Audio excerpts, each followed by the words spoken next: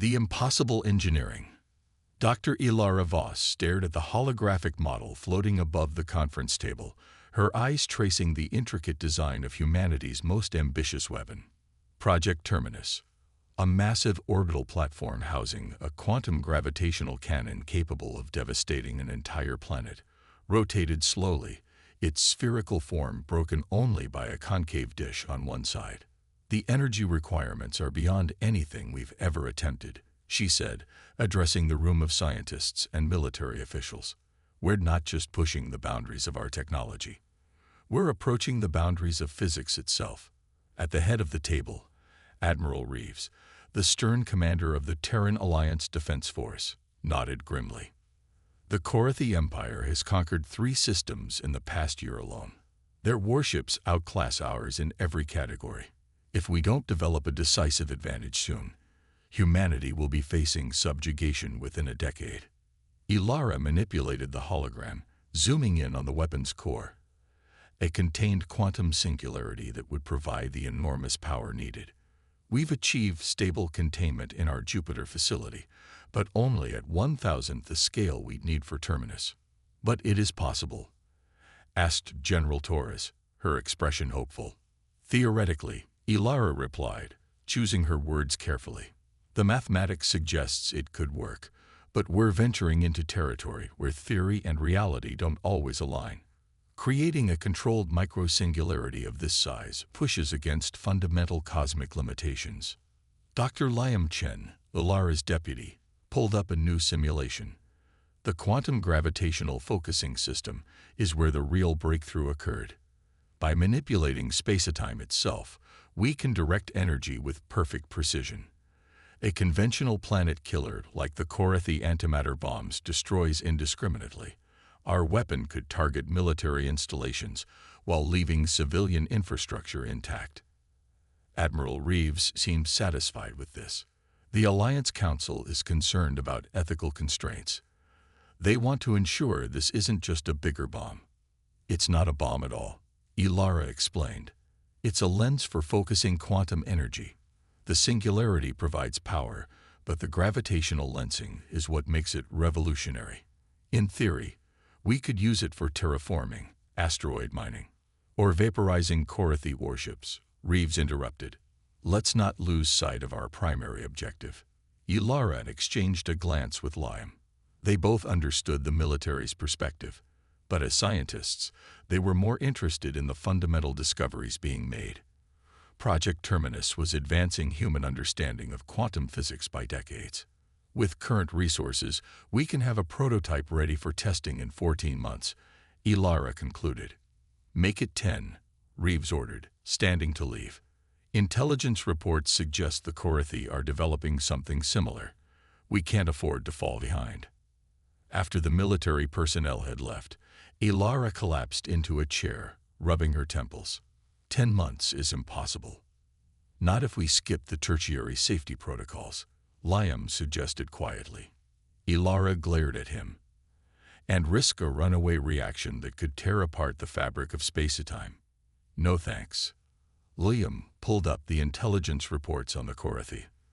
"Their attacks on Proxima Centauri killed 30 million colonists, Ilara. If they reach Earth—" "I know the stakes," she snapped. "But rushing this technology could be more dangerous than the Korathi themselves." 6 months later, Ilara stood in the observation deck of the Ganymede Research Station, watching as engineers assembled the prototype focusing array. The massive dish, composed of exotic materials that could manipulate gravitational fields, gleamed under the harsh lights of the construction bay. "Initial power tests are complete," Liam reported, joining her at the window. "The mini-singularity is stable at 20% capacity. Any quantum fluctuations in the containment field?" Ilara asked, not taking her eyes off the construction. "Within expected parameters. We're ready for the first directional test." Ilara nodded and followed him to the control center. The room was packed with scientists and engineers, all focused on their stations. A large viewport offered a view of the target, an asteroid towed into position 2,000 kilometers from the station. "Charging gravitational lens to 10%. announced Dr. Sanjay Mehta, the weapons specialist. Screens around the room displayed real-time data as power from the quantum singularity flowed into the focusing array. Ilara watched the readouts anxiously, alert for any anomalies. Lens charge. Target locked. Firing in 3, 2, 1. A pulse of brilliant energy erupted from the dish, barely visible except as a distortion in space, like heat waves rising from hot asphalt. When it struck the asteroid, there was no explosion, no dramatic disintegration. Instead, a perfect cylindrical hole appeared through the center of the massive rock, the edges smooth as glass. The control room erupted in cheers. Ilara allowed herself a small smile. Perfect collimation. The gravitational lens is working exactly as predicted. Liam was already analyzing the data. Energy transfer efficiency is 94%, better than our models predicted. If we can maintain this level of precision at full scale. Let's not get ahead of ourselves, Ilara cautioned. This was 10% power against an inner target. Scaling up to a weapon capable of disabling a Korathi dreadnought is an entirely different challenge. As the team celebrated their success, Ilara noticed something concerning in the telemetry data. The containment field around the quantum singularity had fluctuated during the firing sequence, just for a millisecond, but enough to register on the sensors. She pulled Liam aside. "Did you see this?" she asked, pointing to the anomaly. He frowned. "Probably just sensor noise. The containment field is reading stable now. Run a level 3 diagnostic anyway. We can't afford even a microsecond of instability when dealing with a quantum singularity." 2 weeks later, disaster struck. Ilara was awakened in the middle of the night by blaring alarms. She rushed to the control center to find chaos. Technicians shouting orders, emergency protocols being initiated. "What's happening?" she demanded. Liam's face was ashen. "Containment field failure in test chamber 3. We were running a power scaling test, and the singularity started to grow." Ilara's blood ran cold. "Evacuate the station. Now." "Already in progress. But there's more." The gravitational lens activated automatically, directing the energy outward. On the main screen, Ilara watched in horror as a beam of concentrated energy lanced out from the research station, striking one of Jupiter's smaller moons. The celestial body didn't explode. It simply ceased to exist, converted instantly into energy and scattered particles. "How is that possible?" she whispered. "The system shouldn't be able to auto-target." "It's not targeting," Liam explained, his voice shaking. "It's a runaway chain reaction. The singularity is growing, converting mass into energy, and the lens is focusing that energy randomly." Ilara immediately accessed the emergency systems. "Initiate containment protocol Omega. Flood the chamber with negative energy pulses." "That's never been tested at this scale," objected Chief Engineer Rossi. "We don't have a choice," Ilara snapped. "If that singularity keeps growing, it won't just destroy the station. It could tear apart Jupiter's entire orbital system." As the emergency protocols engaged, Ilara pored over the data, trying to understand what had gone wrong. The fluctuations she'd noticed earlier had grown exponentially, creating a feedback loop in the quantum field. "It's the scaling factor," she realized suddenly. "The mathematics breaks down beyond a certain energy threshold. The containment field can't hold a singularity above a specific mass." Liam stared at her. "Are you saying there's a fundamental physical limitation?" "Exactly. We've hit a cosmic speed limit, a point where the laws of physics simply won't allow stable containment." The station shuddered as another energy pulse erupted from the test chamber. The view screens showed the beam striking an uninhabited section of Jupiter's rings, vaporizing ice and rock. After 3 tense hours, the emergency protocols finally took effect. The runaway singularity collapsed, releasing a final burst of energy that damaged the station but didn't destroy it. Casualties were minimal, 2 researchers with minor injuries, but the implications were catastrophic for Project Terminus. "What do you mean?" Physically impossible, Admiral Reeves demanded, his face contorted with anger. You've been telling us for a year that this weapon can be built. Ilara stood her ground in the emergency meeting, surrounded by holographic projections of Alliance military and political leaders. I'm telling you what the evidence shows. Admiral, there appears to be a fundamental limitation in quantum physics that prevents scaling the weapon to the power levels required for military application. She displayed the data from the accident. The containment field becomes inherently unstable beyond a certain threshold. It's not a matter of better engineering or more advanced materials. It's a cosmic limitation, like the speed of light or Heisenberg's uncertainty principle. So you're saying the Korathi will face the same limitations? Asked Counselor Dias. Any civilization bound by the same laws of physics would encounter this barrier, Ilara confirmed, though I can't speak to whether the Korathi might approach the problem differently. What about workarounds? Reeves pressed. Smaller, multiple singularities working in tandem. Liam, who had been quiet until now, spoke up. We've begun modeling that approach. It might allow for a weapon system with reduced power, perhaps enough to disable capital ships, but not destroy planets. Ilara could see the disappointment in the Admiral's eyes. He had been counting on Project Terminus to give humanity an insurmountable advantage. The universe itself seems to have safeguards against weapons of this magnitude, she said softly. Perhaps that's not entirely a bad thing. Reeves scowled. Tell that to the colonies being overrun by Korathi forces. We needed this weapon, Dr. Voss. What we discovered is possibly more valuable, Ilara argued. We now understand quantum gravitational interactions at a level never before achieved. This could lead to breakthroughs in propulsion, energy production, even terraforming. The military applications extend far beyond a single superweapon. The Admiral wasn't convinced, but the research couldn't be denied. Project Terminus, as originally conceived, was dead, killed not by engineering failures or budget constraints, but by the fundamental laws of physics. As the meeting adjourned, Ilara received a priority message from her team at the Ganymede facility. They had been analyzing the data from the accident and found something unexpected, a new quantum effect that might allow for stable energy transfer without a singularity. Ilara smiled grimly. Humanity might not get its Death Star, but perhaps they would discover something far more remarkable in the process, the point of no return. 3 months after the Ganymede disaster, Ilara found herself in an underground facility on Mars, working feverishly on a redesigned version of Project Terminus. Despite her warnings about fundamental physical limitations, the Terran Alliance had refused to abandon the superweapon concept entirely.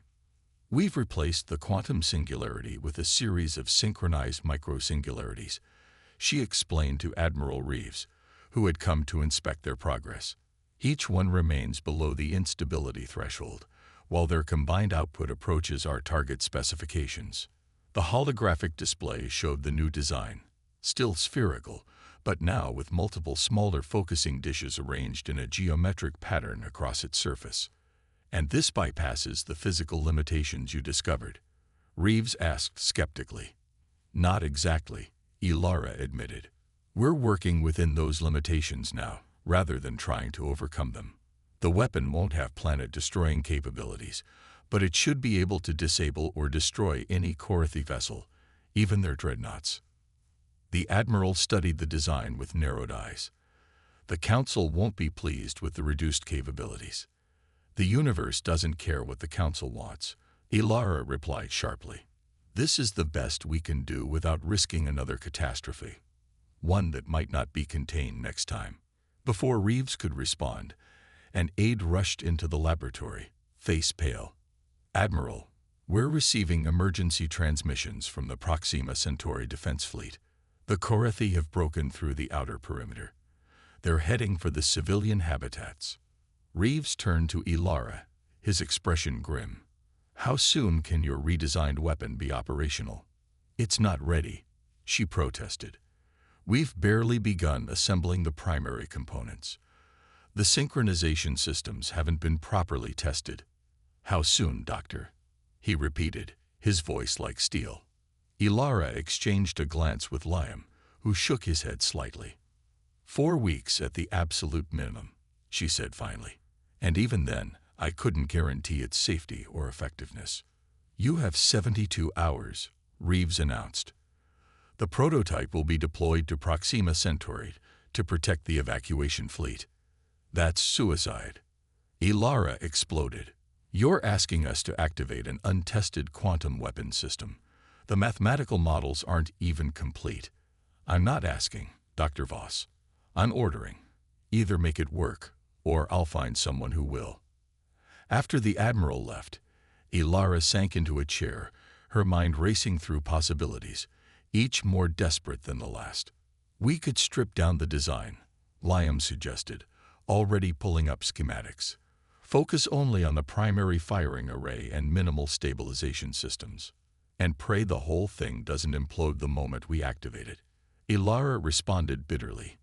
Even if we managed to assemble something in 3 days, we'd be sending the crew on a suicide mission. Not necessarily, said Dr. Sanjay Mehta, joining their discussion. What if we replace the human operators with an AI system? Program it to maintain the synchronization between microsingularities and optimize energy distribution in real time. Ilara considered this. That might work. The quantum computing matrices we developed for the original Project Terminus could process the adjustments faster than any human operator. It's still incredibly risky, Liam cautioned. We'd be creating an autonomous weapons platform with more destructive potential than anything in human history, and trusting an AI to keep it stable. Do we have a choice? Ilara asked quietly. There are 11 million civilians in the Proxima system. If the Korathi reach the habitats before the evacuation is complete, the decision made itself. For the next 72 hours, the team worked without rest, assembling a stripped-down version of their redesigned weapon. The AI control system was integrated directly into the quantum matrices, creating a hybrid technology that blurred the line between computer and weapon. As the deadline approached, Ilara recorded her final analysis for the official record. The prototype designated Terminus Alpha represents our best effort under impossible constraints. The synchronization of multiple microsingularities has not been adequately tested, and the AI control system lacks proper fail-safes. I formally register my objection to its deployment at this stage of development, while acknowledging the desperate circumstances that necessitate this action. The Terminus Alpha platform arrived at Proxima Centauri through a series of high-energy jumps, each pushing its experimental drives to their limits. It took position near the civilian evacuation corridor, its presence undetected by the advancing Korathi fleet. From the command center on Mars, Ilara and her team monitored the situation through quantum-entangled communications. Admiral Reeves and his staff occupied one side of the room, military personnel coordinating the desperate evacuation efforts. Korathi Vanguard has entered weapons range of the civilian transports, announced a tactical officer.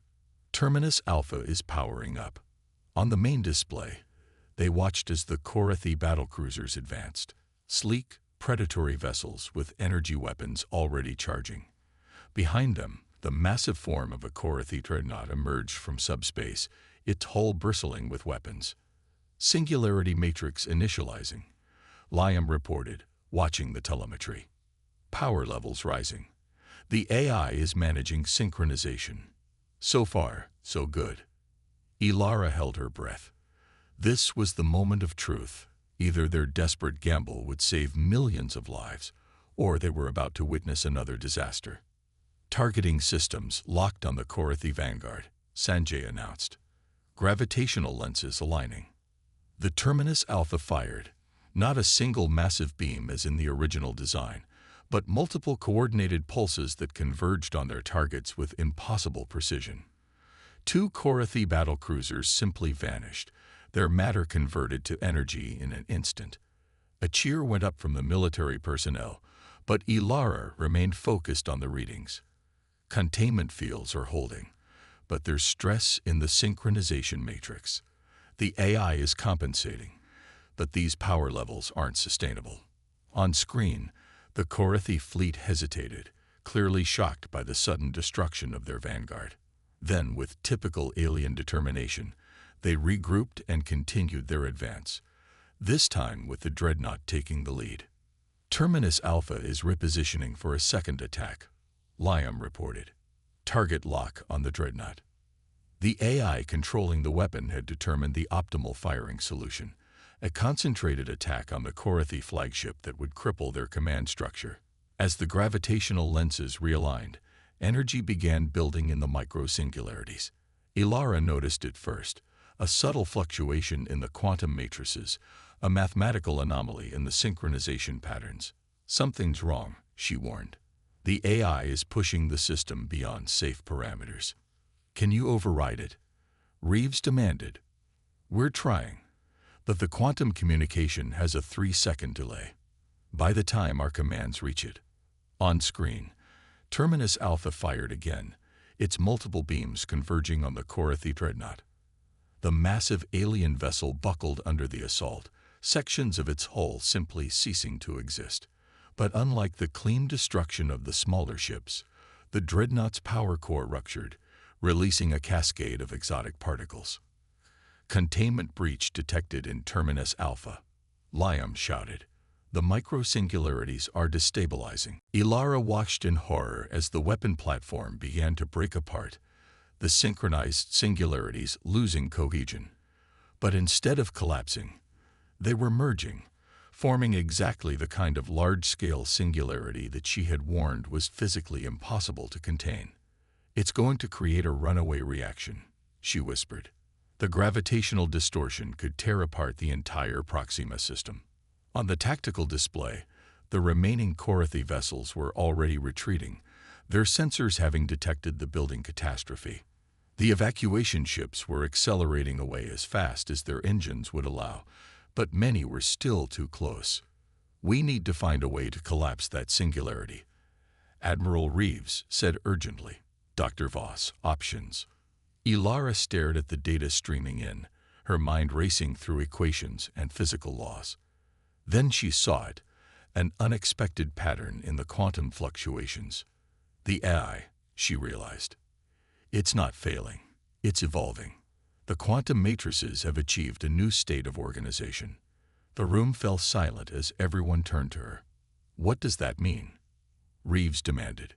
It means the weapon has become something else entirely, Ilara explained, her voice filled with wonder. The AI has discovered a solution to the containment problem that we didn't see. It's using the gravitational lenses to create a self-sustaining feedback loop. On screen, Terminus Alpha was fully engulfed in swirling energy, the merged singularity at its center growing larger by the second. But instead of radiating outward destructively, the energy was curving back upon itself, contained within a perfect sphere of distorted spacetime.